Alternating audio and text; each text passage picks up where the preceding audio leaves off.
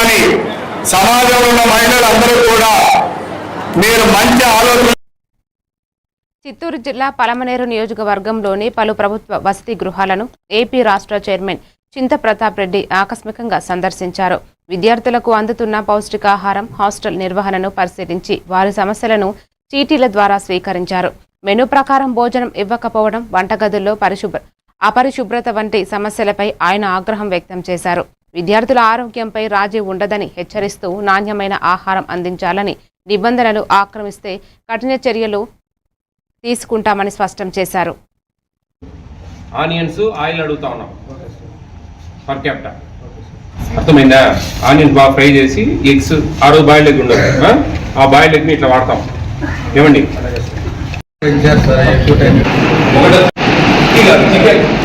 దానివల్ల పెద్ద ఉపయోగం ఉండదు.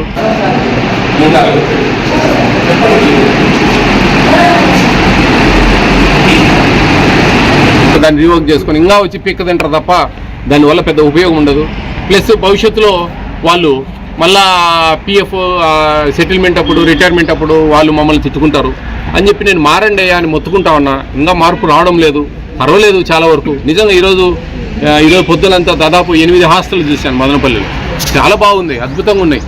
చాలా అందరూ కరెక్ట్గా ఉన్నారు. పిల్లలతో మేము సపరేట్గా మాట్లాడతాం, వాళ్ళతో లెటర్లు రాపిస్తాం, అన్ని జాగ్రత్తగా చూస్తాం. ఏ విధంగా అయినా సరే వాళ్ళు ఏ విధంగా ట్యూన్ చేసిన పిల్లలను మేము తగిన విధంగా మార్పు తెచ్చుకుంటాం. ఇంకా ఈరోజు కొన్ని రేషన్ షాపులు కూడా చూసేది ఉంది, ఎలా ఉందో చూస్తాం ఇప్పుడు. అలాగే రేపు కొంచెం అవకాశం ఉంటే కన్నా అంగన్వాడీని చూస్తాం. తర్వాత ఇట్లా ముందుకెళ్తూ ఉంటాం. కాబట్టి ప్రతి ఒక్కరు బాధ్యతగా తీసుకొని మాకు కొన్ని మెసేజ్లు పెట్టండి. 9490551117 అనేది AP state food commission WhatsApp number.